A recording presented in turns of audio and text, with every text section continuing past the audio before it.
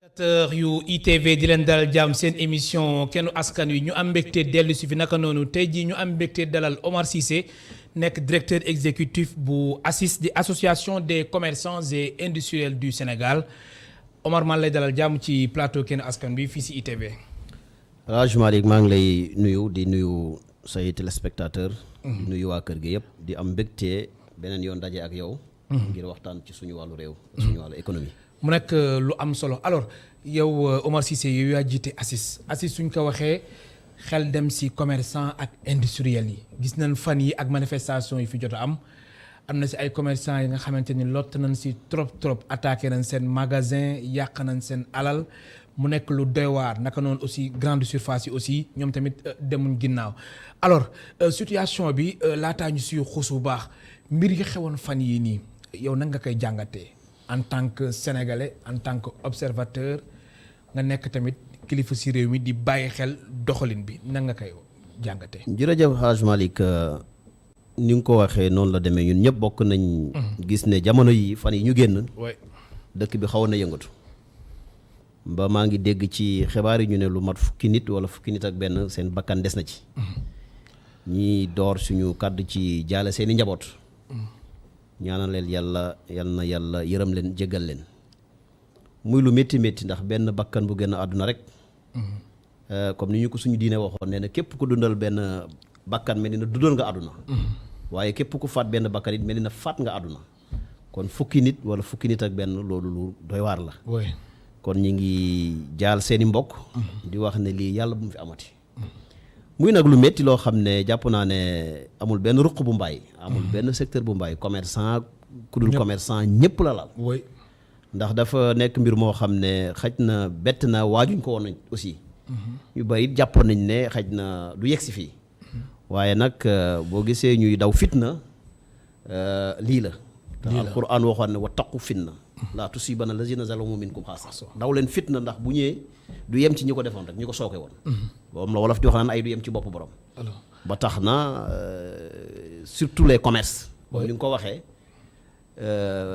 waxuma la sax yàq bi waaye toog rek bañ a ubbi ci ab économie ñaari fan ñetti fan 48 heures 72 heures baaxul loolu catastrophe mënu ko weesu rawatina nag bu ci ay yàq amee loolu imaginel nu mën a jur ci ay jafe-jafe alors niveau violence bi ginnaaw ba nga ko nemmee koo gis tamit image niveau violence bi ban taxaw seetlu nañ si mën a def waaw comme li ma wax mooy jàmm lu jàmm rek moo ko gën ba tax na bu déparé dinañu xam fu muy tàmbalee waaye fi muy yem kenn du ko xam niveau bi foo ko natt rek weesu na ko ndax bu amee moor doom rek su amee ko faatu rek yaakaar naa ne li wolof di wax ay du weesu bàyyi dee na sax ma lakk na maanaam ay mënta weesu loolu bakkan wadd ñu naan nag ay bakkan kon man damay jiital sax loolu ci yàqu-yàqu matériel bi nga xam ne moo yàqu donte wax dëgg yàlla du loo xam ne luy jëriñ la ci kenn ci ñun waaw du kenn ci ñun ku muy jëriñ ma jàpp ne am réew dañ koy waxtaanee dañ koy péncoo gis nga bu waxtaan amul rek en général yi lay jur kon réew foog ñuy waxtaan faw ñuy waxtaan surtout ñu ko seq faw ñuy waxtaan man dafa bokk ci li may wax toujours surtout bu ndajeek autorité yi mooy nañuy waxtaan nañuy jëm ci askan wi di seet di gëstu seeni jafe-jafe mooy lan waaye nañ leen di déglu buñ di tànqamlu koo xam ne yaa waroon a ñëw ci moom laaj ko lan mooy jafe-jafeem lan la bëgg lan la manqué lan lañ ko war a gungee boo ko defatul bu ñëwee ci yow wax la war nga koo déglu jéem a xool li mu wax lan moo ci mën a nekk nga taxaw ci la ca mënta nekk ngeen wutal ko programme kon lii réeroo amul ñàkk waxtaan am kon lii gouvernement bi ak tamit njiitu réew mi président Macky Sall nu mu ko waxee ci message à la nation bërki démb dañ ci war a tirer ay leçons yu am solo ba ñu éviter yu mel nii ba ñi nga xamante ni ñoo ko seq wala askan bi rawatina jeunes yi ñu gis seen bopp. tout à fait parce que boo defee jàngat dëgg-dëgg ci li xew. xaj na am na lu ko sooke parce que y a pas d'effet sans cause. oui mais ci biir mbir yi da ngay gis ni am na yeneen yu feeñ yoo xam ne dafa mel ni sax moo joggati. li taxoon yëfi déclenché. mooy ni ay frustration yu dajaloo. effectivement li ñu tuddee la dernière goutte qui a fait déborder le vase loolu la. oui gis nga ko ci deful jàngat bii tu passes carrément à côté. ñun ñi nga xam ne dañoo nekk ci secteur bi. oui. Haj Malick bu àjjuma jotaan Sandaga da ngay xam ne àjjuma jot na da ngay gisee nit ñi nu ñuy bëree. ci dëkk bi di yalwaan di yalwaan sax. di yalwaan àjjuma lañ ko daan gën a gis. mais Dakar croyez-moi amatul léegi bis boo xam ne yow doo foog ne tey mooy àjjuma. tout le temps les gens ñi ngi yalwaan. te bu yàgg àjjuma la doon bu yàgg àjjuma dong nga daan loo réere bisi bu àjjuma jotee nga xam ne àjjuma jot na. laa da ngay gis la ruée des personnes yu ñëw ci Sandaga di yalwaan bu àjjuma jàllee dootoo leen daanaka gis ba àjjuma. te ñoom ñëw woon pour jën dañ doon ñëw. pour yalwaan dañuy ñëw pour yalwaan léegi nag amatul àjjuma amatul altine amatul loolu lan lay tekki. mooy nit ñi dañoo sonn. frustration boobu nag. jafe-jafe yooyu daanaka moo yokk mbiri dégg nga gis nga journaliste nga li xew dégg nga nit ñi bu ñu boo leen interroger li ñuy wax. oui. dañoo sonn ñun yàgg nañ alerte wax ne. oui. ca première vague ba lañ ko njëkkoon wax assis. ne mesures yii ñu jël jëmul kër. parce que yàlla dafa dogal li mu dogal mooy ñun réew lañ moo xam ne réew mu ndóol la. amul kii réew mu ndóol la. en voie de développement ak ay réew non c'est nous sommes un pays pauvre su fekkee on n'est pas un pays très pauvre. donc dafa am yenn mesures yoo xam ne boo koy jël da nga ko war a jël ak lucidité. ndax lii réalité fii du réalité feneen. te fii nit ñi wax dëgg yàlla tant que ñi ngi mën a am luñ lekk ak luñ naan. oui. neex nañoo gérer. waaye nag li wolof di wax biir bu saako bu deful lu taxaw. am na solo. moo tax jàngat bi foofu la war a jëm. exact alors laataa ñuy xuus bu baax si waxtaan bi ak tamit grande surface yeeg yooyu yow yaa jiite ACIS nga nekk directeur exécutif bu association des commerçants et industriels du Sénégal ñu gis yéen mbir mi comme ni nga ko waxee sànq bàyyiwul benn secteur alors yéen seen secteur commerçant yi am na si ay magasins yi nga xamante ni ñoom am na lu leen metti trop trop est-ce que mën nga si ñëwaat si yàqu-yàqu yi nga xamante ni jot ngeen ko am. effectivement. tudd nga grande surface yi. waaw daañu si ñëw ci kanam tuuti. laal na leen. oui. mais commerçant yi nga xam ne c'est des sénégalais bon teint nga xam ne fii lañ juddoo fii lañ màggee fii lañ yaroo seen lépp fii lañ ko amee amaana sax mosuñoo génn dëkk bi am na si ñoo xam ne effectivement yi fi laal na leen. ce qu'on appelle les dégâts collatéraux loolu ci xew-xew yu mel nii. du ñàkk. mën ngaa jël say précaution yëpp nag mën ngaa jël say matuwaay yëpp. oui. waaye nag léeg-léeg mbir mi àgg foo xam ne ñi koy def sax dootuñ ko maîtriser. mais ñoom ban façon la leen laalee dañu tëjoon ñu dajji seen magasin wala da leen fekk seen magasin foqati lu ñu yore wala lan. waaw xaj na fekk la sa biir magasin foqati ko loolu à ma connaissance dégguma ko. donte nag mën na am situation bi foofu nan la fa tëj. waaye nag ni mu demee dëgg-dëgg mooy ay dajji am na. ay dajji am na. ñu tëj ba pare ñu ñëw dajji ñu dajji waaw ay tëj léegi-léegi sax du sax loo xam ne dañ koy def intentionnellement ñëw jël ko mais situation yi mooy tëddee noonu. ba nga xam ne voilà nit ki nekk na ci mbedd mi sonn na dem na ba lu mu gis rek surtout lu jëm ci alimentaire lekk. mu jël pour jëriñu léegi nag masse bu ñëwee ku nekk jël yàggee rek mu kii mais am na ci yoo xam ne moom. daf lay wax ne daf lay wan ne lii day ay ñu leen rax la. ay bànni ñoo ay bànni di def yenn yi. di def yenn yi loolu du ci ñàkk xam nga ki nga xam ne àllab neen. liggéeyam mooy jël yëfi jàmbur. en temps normal su amee opportunité bu mel nii lii. mais qui peut le moins qui peut le plus peut le moins. nga xamante ni ñoo xamante ni lii mooy seen liggéey. voilà occasion yi su amee duñ ko raté. ñoom jàpp nañ ne. dañ naan yàlla ñëw na dañ naan traite bu taxaw la. donc loolu mënuñ ko imputer kenn parce que ñooñu ala kulli haal seen liggéey la ñoom loolu lañ def liggéey. donc moo tax lu jar di réfléchir la. lu jar di xalaat la balaa ñu ci dugg. xaj na voilà mi ngi mel ni rek marche non autorisée yi. boo xoolee léeg-léeg ñi koy def xaj na sax ñoo ñi njàkkaar lool bu doon ñoom rek la du am jafe-jafe. waaye ñi nga xam ne dañ ciy bokk. ñi ciy rax te bokkuñu ci léegi-léegi ñoo indi jafe-jafe même sax léegi-léegi marché bi autorisé ñu encadré ko mais du tere mu am aw finish. dem ba ci pandaw ko. ba am na ñoo xamante ni marché bi mu yàqu sax moo leen di gënal. donc yooyu yëpp ay paramètres la yoo xam ne mooy waral yëf yi di déborder. waaye ku leeral commerce bi moom wax naa la na la sans compter sax péage yi ak ni ñuy jëlee yëfi jàmbur yi. toog 24 heures wala 48 heures wala 72 heures.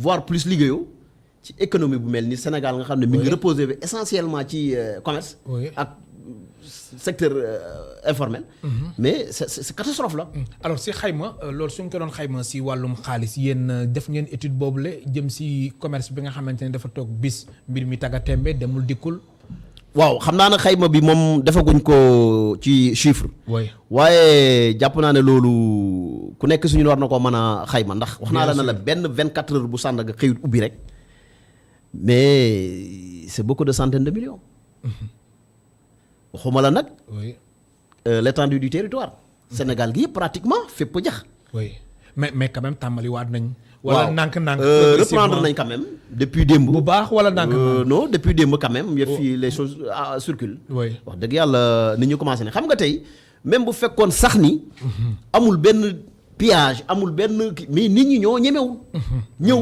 yow boo ñëwee ubbi doo gis koo jaay parce que ñemewul déjà yoon wu muy jaar ñëw problème la jàpp na ne bu ñëwee ba yegg si ñibbi problème la jàpp na ne bu ñëwee sax ci foofu mu nekk war nañ ko fa mën a fekk finalement mën nga nekk ci zone boo xam ne sax amul turbulence mais nit ñi du ñëw ça veut dire quoi ça veut dire que yëf yi day taxaw te 24 heures rek laa wax yu ñu liggéeyul Dakar mais c'est la catastrophe alors la catastrophe jëlal rek port à Dakar port autonome de Dakar oui mais c'est 2 à 3 milliards par jour de trucs nga xëy 24 heures 48 heures mënoo génne benn bagage imaginez ce que ça fait. am na si ay commerçants yi nga xamante ne ay seen ay bagages waroon na génn. jotul génn bien sûr port bi day tourner tout le temps.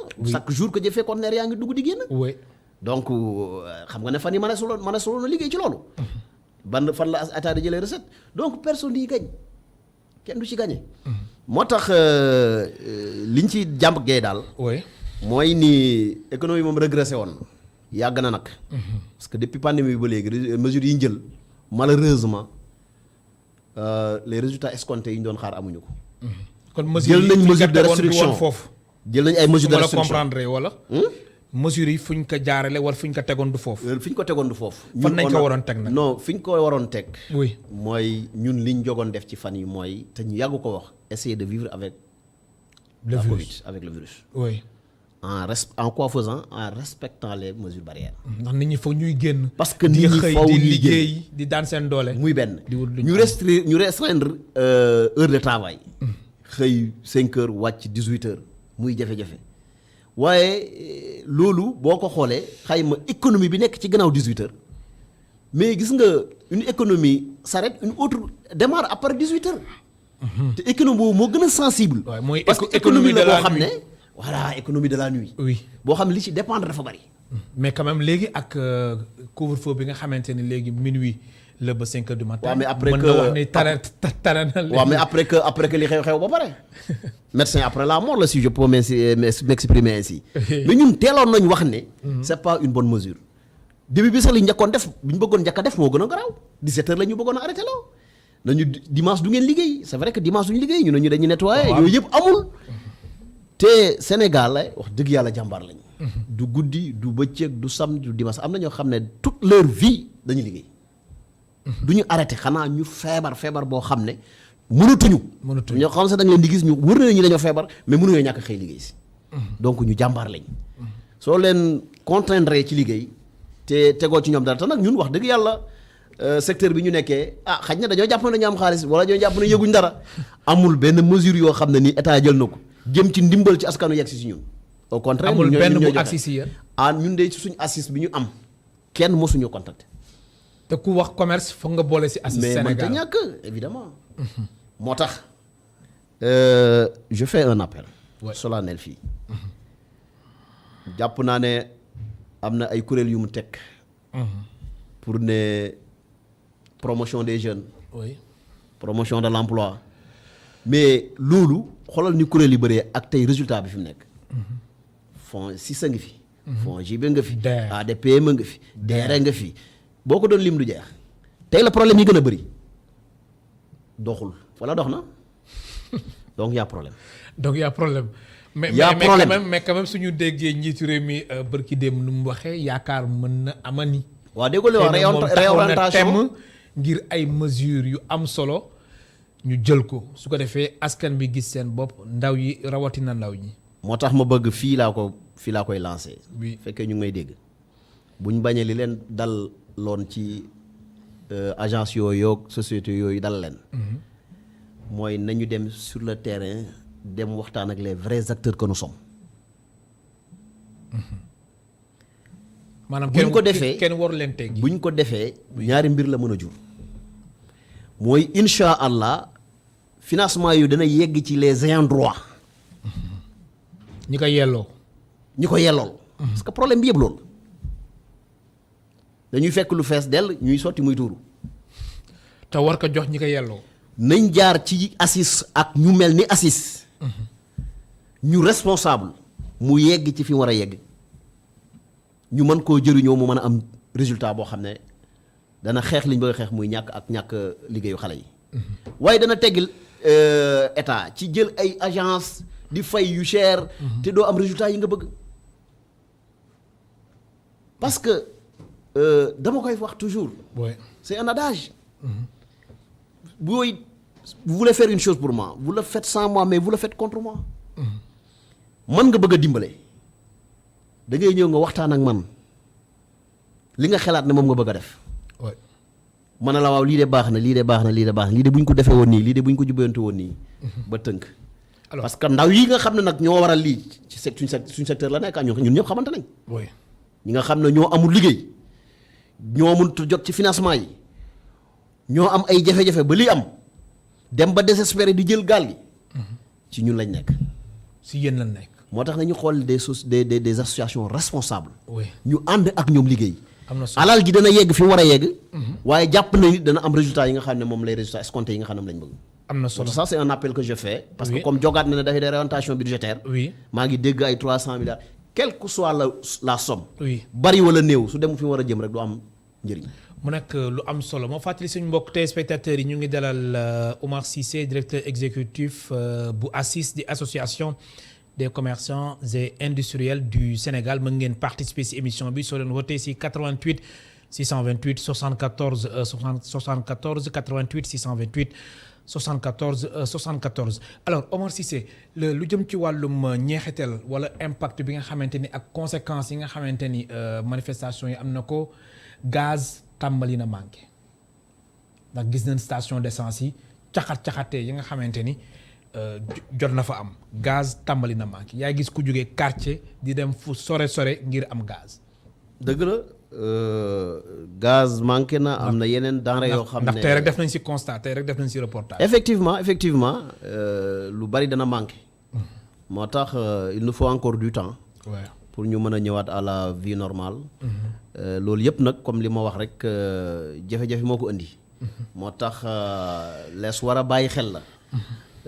buñ di déglu nit ñi daal di leen bàyyi xel. di bàyyi xel seen revendication yu bari mën nañ faa lu bari mën naa bañ am fu bari mën nañ faa bañ a àgg.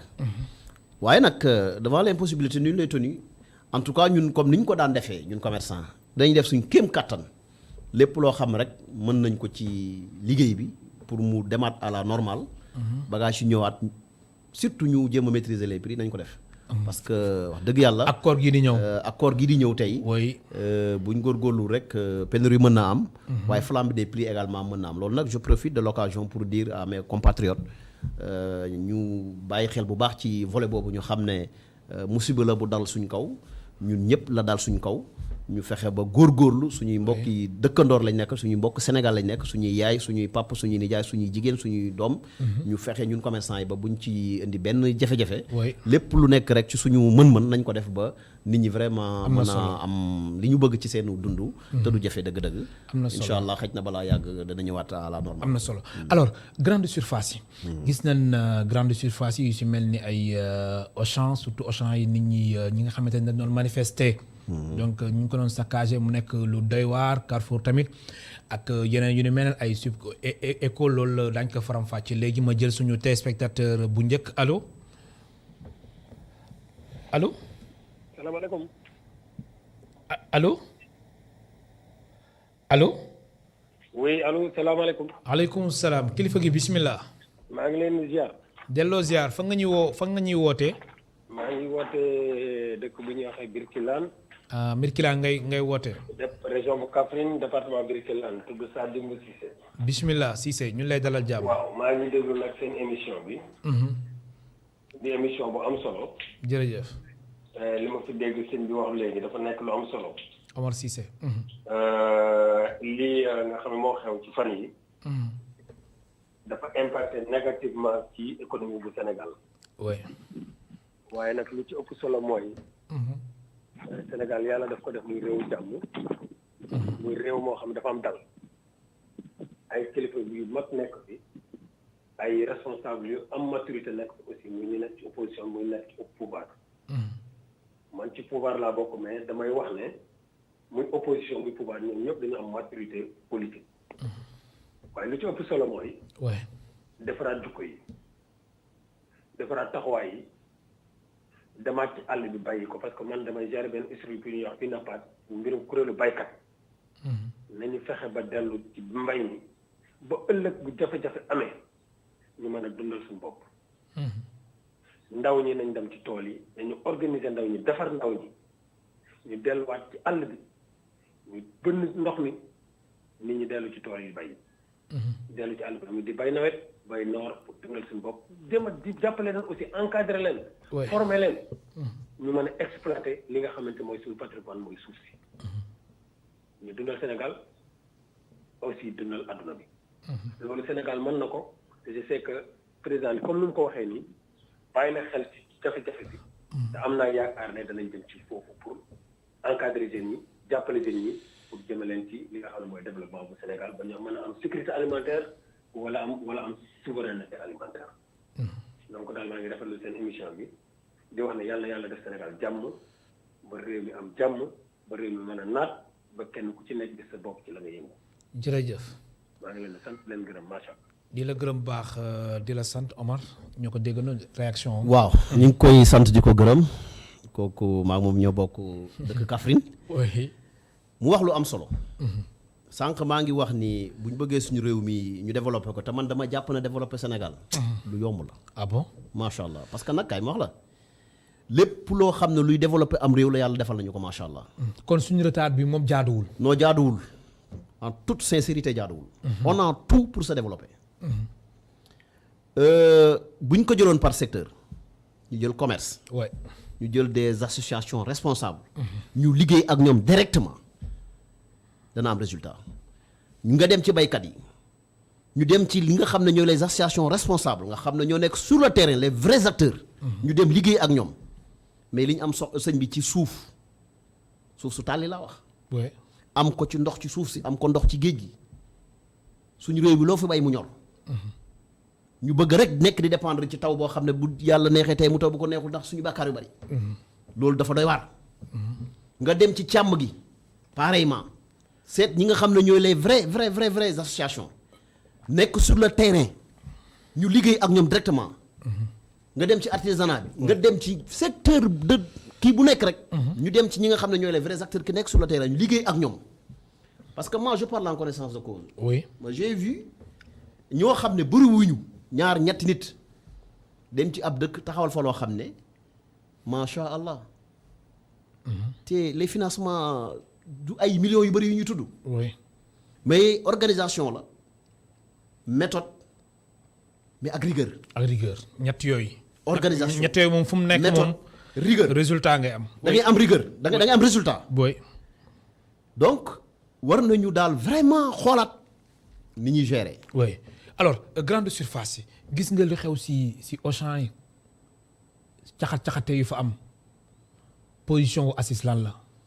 waaw position Aziz ci loolu mooy buy Auchan buy beneen société bu mën a doon. grande surface yi. duñ cautionné yàq. Quand même Sénégal dëkk la bu civilisé dëgg la xaj na ay société étrangère lañ waaye fii ay sénégalais fii liggéey xaj na li naqari nit ñi ci li ma jàpp mooy jàpp nañ ne suñ coono bi ñu nekkee daanaka sociétés yi dëkk yi ñu jógee ñoo ñu ko teg. mais est-ce que loolu dafay tekki tamit ñoom ñu war a dem foofu yàq. maa ngi ñëw ma ne jàpp naa ne xaj na lool la. oui waaye dama ne loolu mën nañ ko xeexee neneen même su fekkoon looloo am. res na ko mën a xeexee neneen te mu bañ a doon. ay violence parce que tey exemple li ma lay jox am na benn ci seen magasin yi bu ma gis muy lakk safara si meloon na noo xam ne waxuma la foofu noonu mais la koñ boobu yëpp mënoon na jàpp mënoon na lakk. su boobaa voilà finalement dina mujj doon loo xam ne dina garaaw pour tout le monde. kon warees naa mën a wane sa naqar. oui. dox sa doxu ñaxtu te wax dëgg yàlla doo yàqal ma Samba doo yàqal ma Demba xam nga dañuy wax Auchan yi rek mais am na ñoo xam ne nii seeni oto yàqu na ci duñu Auchan. oui. am na ñoo xam ne seeni kër yàqu na ci te duñu Auchan. effectivement am na ñoo xam ne nii dee nañ ci. te duñu Auchan. oui. n'est-ce pas. kon mbir mi du Auchan rek du Eco rek du. Sandaga rek mën nañu wax ni secteur yëpp la. même presse bi sax laal amul presse bi sax gis nañ suñu naataango yu nekk Futurs Médias am na te jàpp ma ne noonu la ñu war a wanee naqar. loolu moom jàpp ma loolu. oui waaye toujours est-il que li may wax rek gis nga aw ay moom mën nañu xam fi muy tàmbalee fi muy yem. kenn mënu ko natt. oui ba tax na lépp loo xam ne lu koy. gis nga yàqu-yàqu yi. li koy indi doon wane yàqu-yàqu yi léegi nii sax. mu ngoog lépp lu koy indi. wax dëgg yàlla moytu ko dafay gën. dafay gën kon daal position assise mooy moom yàq. oui moom bokkul ci ay mbir. alors beneen seetlu bi mooy am na si ay bërëb yu nga xamante nit ñi dañuy dugg comme mel na Auchan yi ak gis nañ ko aussi si Carrefour bi nekk fii maanaam daal nit ñi dañuy dugg di jël yu fa nekk nit ñi dañuy dugg di jël di yóbbu loolu dañ si war def taxaw seetlu yow mi nga xamante ne da nga yëngu ci wàllum commerce ak wàllum industrie loolu ban lecture nga si am mooy askan bi dañu soxla lu ñu dugal seen biir wala. waaw mais loolu moom laa la wax ne la lecture. maanaam loolu dafa leer. mais loolu dafa leer loolu laa wax ne dafa leer xam nga ki nga xam ne tey jàpp na ne am na lu doy këram du def loolu. te leneen li du lekk ak du ceeb ak dëwlin rek ak yeneen sàmm di fa am na yenn yu fa nekk mais laaluñ ko amuñ ci soxla. maanaam ñoom dañu insister. te boo waxuma la sax jëf bi. mais dañoo wax jëf dañoo sonn. dañoo tàyyi lekkuñu naanuñu tëj ñu mais dañ ko wax comme nag dañoo sonn tàyyi xiif mar buñ gisee luñ lekk ak luñ naan te duñ fay jël ko c'est aussi simple que ça. gis nga lépp loola waaye wax. loolu jàngul li mu war a jàng ci événement yi. mais ñoom tamit de la même manière. oui gis nga Covid bii. waxoon naa ko lors d'une rencontre. oui gis nga su jàllee te jànguñ ci liñ ci war a jàng dëgg du sotti xam nga lan la. oui.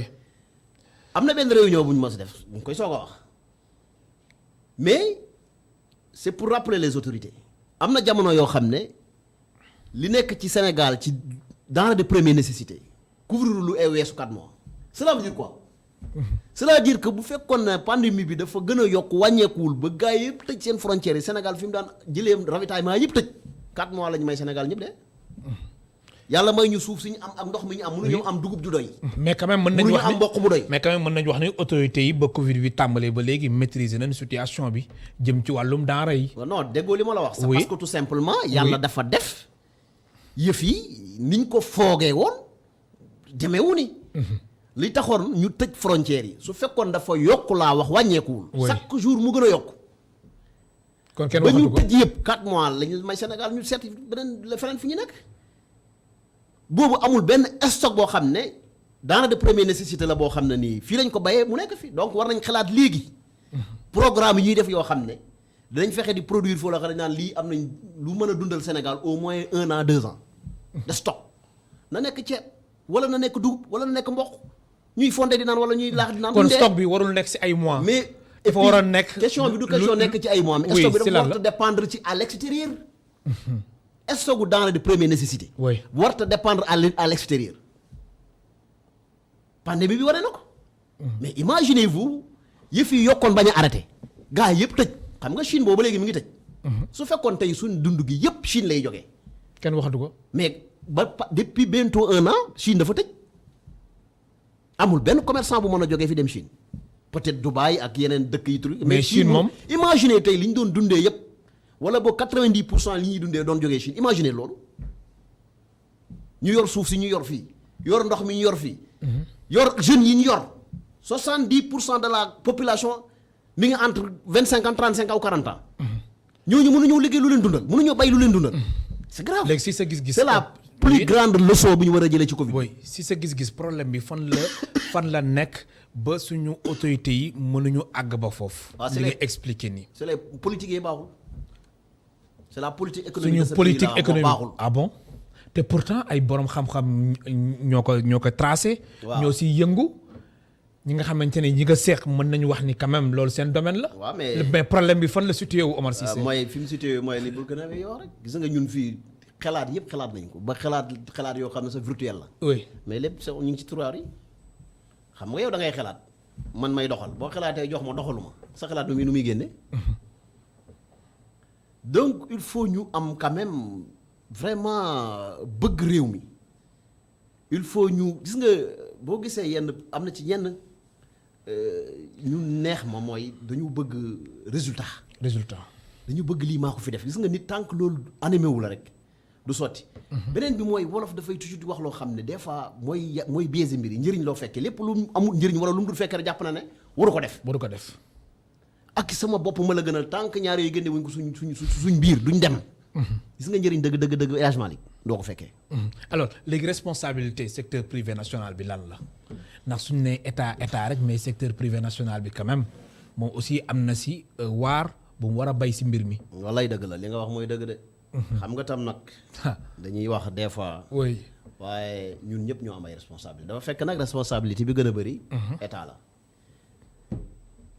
waaye secteur privé national ni ñu waroon a booloo amee ko doole même sax taxawaay boo xam ne tey li ñuy tuddee les firmes étrangères bañ fee ñëw wala bañ fi am benn poids bi waroon nañ ko mën a def bu yàgg defuñ ko loolu ñun la. mais quand même am nañ seen place fii quand même. non les puissances étrangères. non je veux dire. loolu kenn du wax ne amul. oui. waaye am na taxawaay boo xam ne ñun waroon nañ ko mën a taxaw mais nag xam nga wolof dafay wax ne les peccam mbir bu neexee ndey jaay jàpp ci loxo yi. dag ma sax may occasion ma tudd loo xam ne mi ngi am tey ci secteur bi. oui muy lan. moo gën a garaaw li am nii ci manifestation su ma la ko waxee doo ko gëm. ah bon mooy un dumping qui est en train de s'installer ici au Sénégal. si naka. xam nga dumping comme économiste yi mooy. oui. man damay jaay lii 100 francs mënu ma ko jaay moins de 100 francs parce que ñëw na ma 90 francs wala 80 francs yow nga ñëw di ko jaayee 80 francs tey je comprends un tout petit peu boo gisee léegi yenn comportement yi yenn nit di ko am en vis-à-vis ci étranger yi. wala yenn réaction yi. wala réaction yi loolu la ñun actuellement je l'ai dit je le rappelle au ministre. oui. que c'est un dossier chaud qui est sur la table qu'on doit régler sinon ça risque de dégénérer. ah bon. mooy ce qu'on appelle la concurrence étrangère déloyale qui est là je vais pas citer de nom. mais li ñuy def ci dëkk bi mais mar d'Italie. kon mbir mi dafa war a nekk. xam nga tey exemple gagnant la war a doon 50-50. dama ne gagnant la war a doon te nag li doy waar mooy li ñuy imposer fii di ko def doo ko xelaatoo ko def seen dëkk yi c'est ça également xelaatoo ko. même wax naa nee na les sociétés étrangères de droit sénégalais sax war nañu ko xoolaat parce que nag voilà monde bi léegi mu neex la mu naqari la c'est devenu un village planétaire mënoo toog yow kese li nga yor wala li ngay da nga yaay ko def c'est pas possible. du sotti de. ñoom mënuñu ko ñun mënuñu ko. ñoom luñ fort du ñu am développé faw ñu soxla ñu ñun et vice versa kon kenn du wax ne duñ ñëw ñun duñ dem wala duñ implanter wala de mais que les règles de jeu soient réglées. que la régulation soit de mise. tey boo demee le secteur textile mais demal HLM jëlal maa ngi lay ñaan rek ngir yàlla jël leen benn reportage ngeen dem marché HLM. ñi def textile ngeen laaj leen. ils vivent le calvaire. certains sont menacés de disparition ou la plupart d'entre eux sont menacés de disparition. demal ci plomberie sanitaire pareil demal ci électroménager on a eu des rencontres avec le ministre avec le DCI avec le directeur régional. oui mais chaque jour que Dieu fait. ñu wooñu mais si sa fu ngeen toll. d'ailleurs sax à HLM am na ñu menacé woon lu jiitu sax ay ma di nga xam ne mënoon naa jur lu nekk.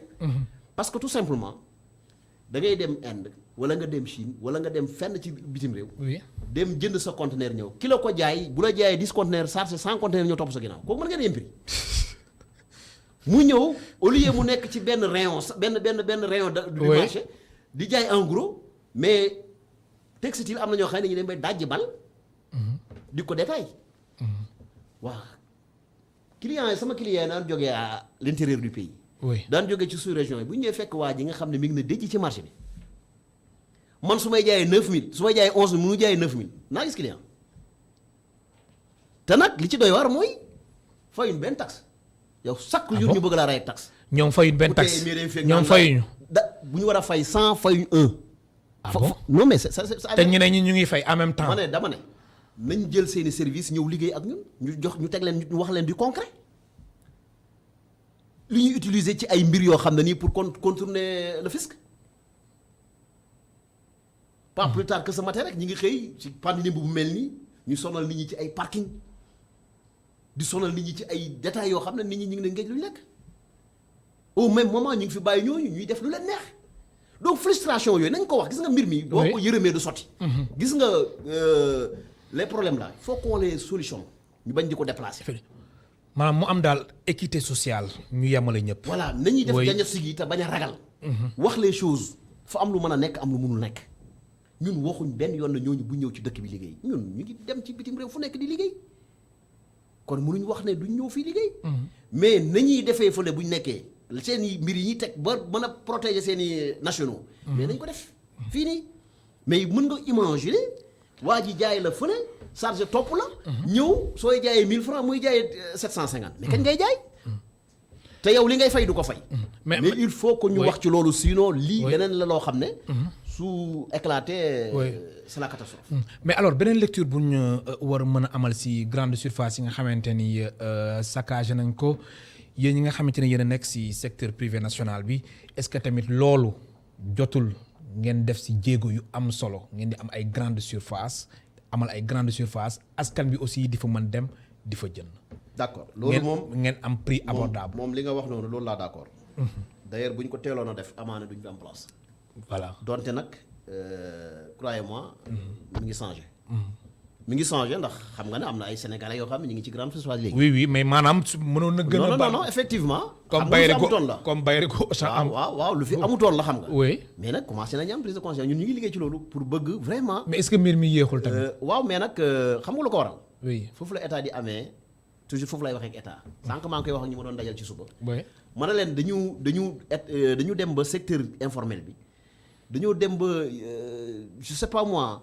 dañoo dem ba état ni ñu ko waroon a ñemee ni ñu ko waroon a jege mënuñ ko jege parce que fu ñu waxee état rek li ñu njëkk a xalaat ñoom mooy ay taxes ay indi la jafe-jafe. su ko defee ñu ragal donc dañuy ragal entreprendre. wallahi en 2000 c'était en 2006 je crois. maa ngi doon waxtaan ak benn waay boo xam ne grand commerçant à Sandaga. macha allah ma ne ko nag dama bëgg gis ne war nga changer mais war nga mën a dem dans l'industrie. mais automatiquement xam nga lu ma wax. si c'est bëgg naa ko mais fii état da ngay waru boo ko fii def ñaari yoon ñetti yoon saa waay ñoo ni lay impôt indi lay taxe yoo xam ne après dafa mujj ragal. moo waxtaan ak benn paa boo xam ne ndeysaan paa bu kilifa gu mag la woon ci UNACOIS. mu ne ma sama kër gi laa indi woon fi benn unité industrielle di defar ay njàmpe ay kii mais voilà fisc ñëw par contre boo demee ci yenn pays dañ lay teete ba nga taxaw. après ñu commencé nag di la ci wax naa ko ma ne ko yéen a waroon di jóg di ñëw ci nit ñi di leen ñemeloo xam nga ñun ACIS bokk na ci li ñuy liggéey mooy jéem ba ñu formaliser. ndax formalisation bi. dañ ko ragal jàpp ne waaye li moo jàpp li ñu jàpp rek ne état moo leen di kii. mais quand même d'accord nga que ni impôt aussi fay impôt dafa am solo te loolu fala budde tamit dafa am solo ku nekk di nga amal ki nga xamante ne ko war a fay. état impôt lay dundee. oui nit warta nekk ci réew na doo fay taxe. vraiment. donte nag naa def foofu benn parenthèse. soo waxee ñu ne fayuñ taxe ñun li ñu fay ci taxe kenn fay ko taxe ci Sénégal. ah bon non mais amul benn conteneur booy génne te fayoo taxe sa place bi nga nekk amul lenn loo cay fay location fayoo taxe. ah la wax ma rek lu commerçant di jaay te amul taxe wala lu muy jënd te dem ci taxe y en a pas.